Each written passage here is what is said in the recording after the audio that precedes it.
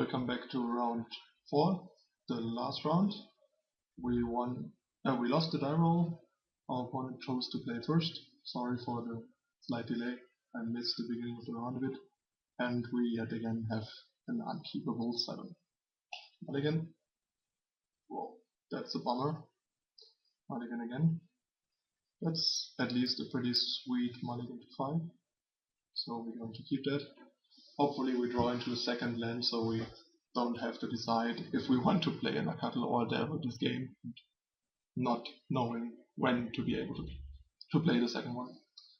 I'm likely going for the Delver if I don't draw a second land, just because it has a better chance of becoming a 3-3 than the Nacatl, and we also have a Snapcaster that we want blue for, so I'm probably going to fetch a Hallowed Fountain and hope to draw a land that can fetch us a Stomping Ground to cast a Nacatl as a 3-3 and have all our cards.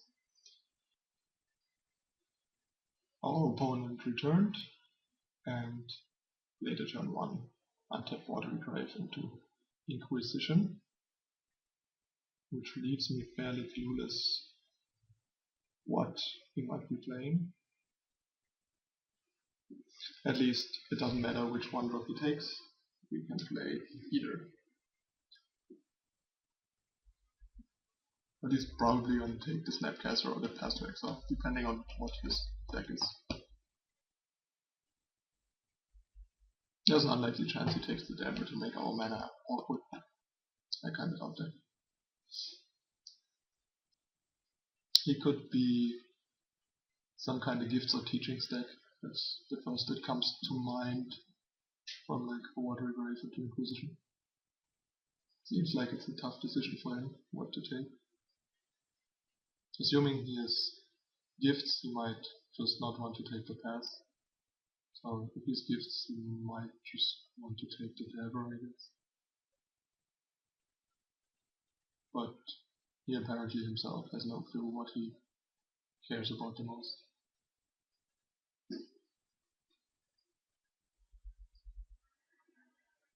Okay, he took the Nacatl. That's fine. So we go and fetch the Hallowed Fountain, like I said, and play a Delver. But I don't have very high hopes for that game, especially if he has gifts, because they have Lingering Souls and stuff. Pretty hard to beat those cards without mana, without a Geist, and with only 5 cards.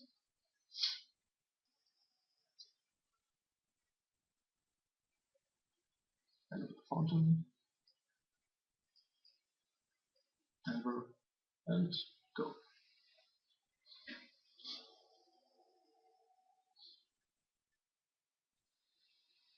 Okay, now I officially have no clue what he's playing, since none of the decks that I was thinking about are playing Slate of Hand. Maybe there's some blue-black combo deck that I don't know.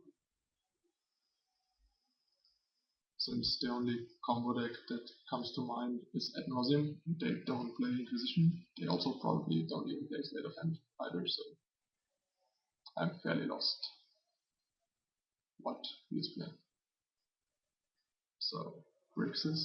I don't know, maybe he's some weird Grixis Delver with Slate of Hand, but even in a Grixis Delver I wouldn't expect a Slate of Hand. And neither in Grixis Control, so I have no clue what's going on here. Well, no land, but at least a flip. So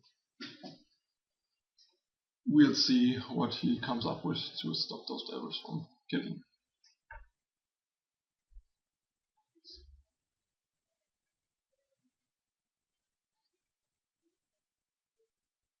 Apparently nothing. That's good. Especially since we already have Felix in hand. What's that? I mean, that might very well just be a splash for like Sideboard Engine Crutch, but not sure. Maybe he's just like full on 4 colors. That's exactly what we needed, because depending what he has, he's just dead. And we still have no clue what he's playing. Even if he kills one, he needs to stop one of the Helixes to not die. Nothing again, okay. Seems like we're winning. Upkeep. Eat. Helix. Die. Okay. That was very uneventful. So, what can we assume he is playing? Yes, doing click might be decent to see what is going on there. From Lavamancer likely is not very good, since if we would be playing creatures that Lavamancer would be good against, it would be small ones, and if you play small ones, you play a lot of creatures, and since he never played a creature, he's probably not playing many creatures and probably only a few big ones. So Helix might just go as well. So it's fairly safe to assume that he likely is playing Snapcaster Mage, so I like the relics, and Spell Pierces are certainly decent. And maybe cut a pass for Dispel. I'm not sure if I want Counterflux. Probably rather keep the other cards instead. So yeah, I mean I want to keep some passes, maybe the Greedis for Tamagard, for example. Or who knows what else. So yeah, I guess we submit it.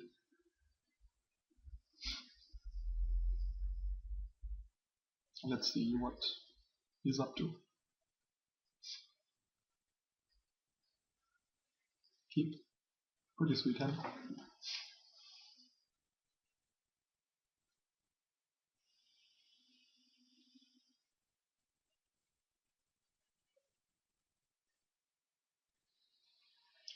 So once again, turn 1 Watery Grave.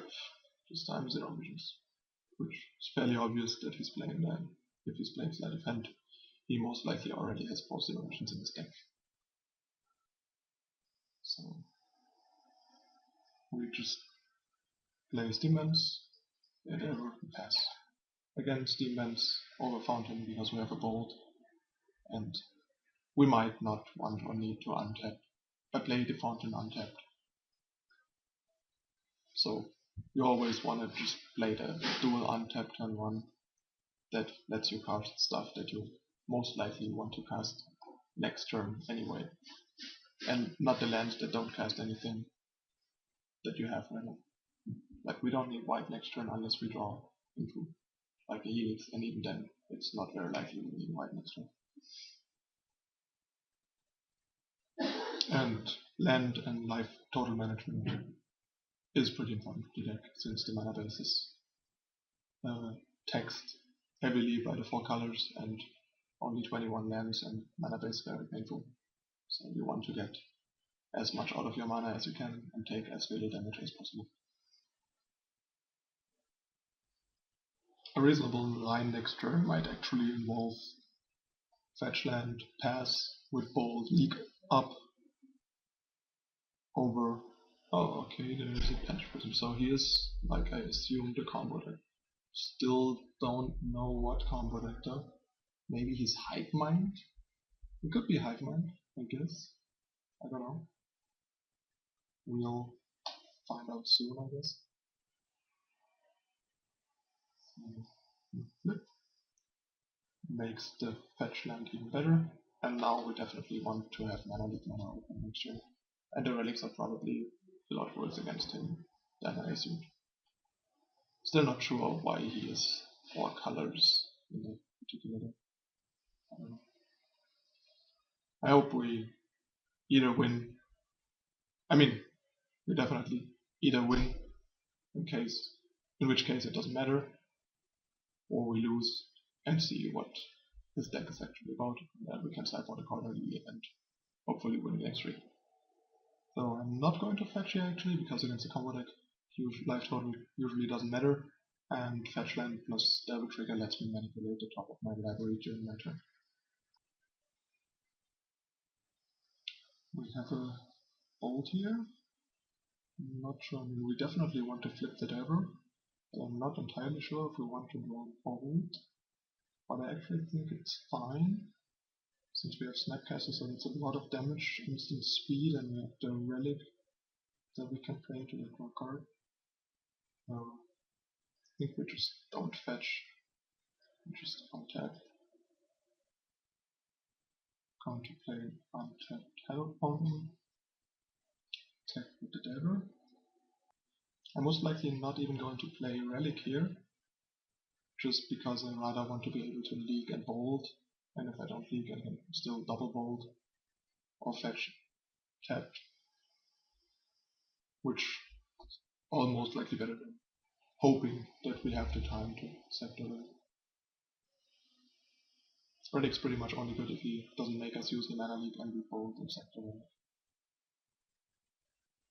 And if he makes us leak, we can neither bold nor relic and can't snapcast the bolt next turn. Geist is probably too risky to play in that game, since we have no clue what he's doing and he's probably playing some kind of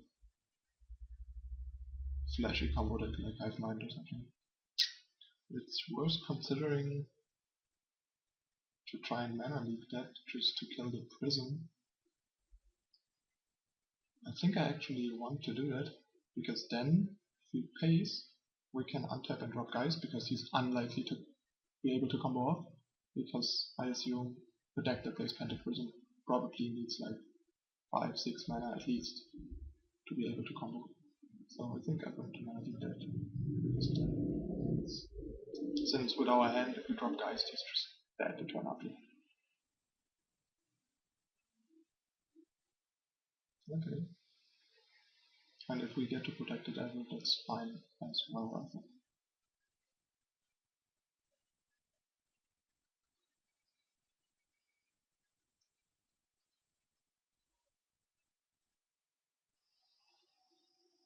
Oh, I know what he could be.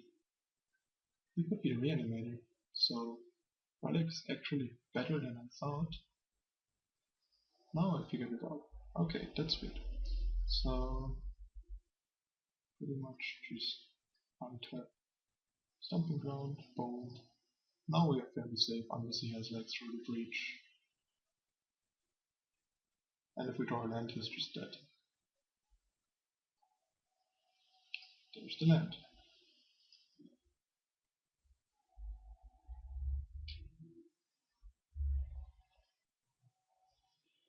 Island.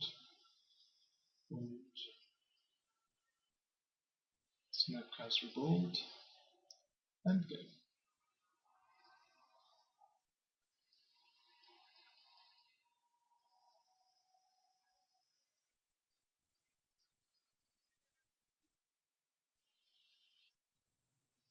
Okay. That's it for today.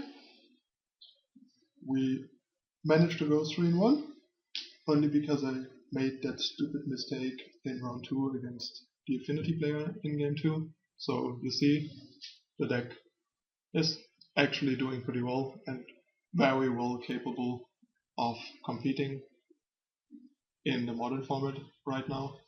And we would have even been potentially able to go 4-0 if I would have played a bit better. I think the Affinity game would have been a fairly likely win if we force him to block there, since he has very few top deck outs to kill us before we untap and 100% kill him if I don't miss his onboard kill. And yeah, I mean, decks like the one in last round, it's nice to be able to just win no matter what your opponent is doing. Like with a lot of other decks, you might just lose there because either your deck's very bad against what they are doing, especially if your deck plans on going longer, or you lose because you have no idea what's going on.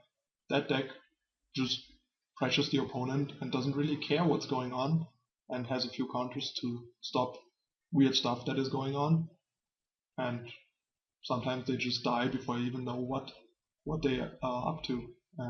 Yeah, that's a pretty good spot to be in modern, I think, because I really don't want to lose to a random deck like that in a modern tournament, and that's what I like most about decks like that. Okay, I hope you liked my first video series.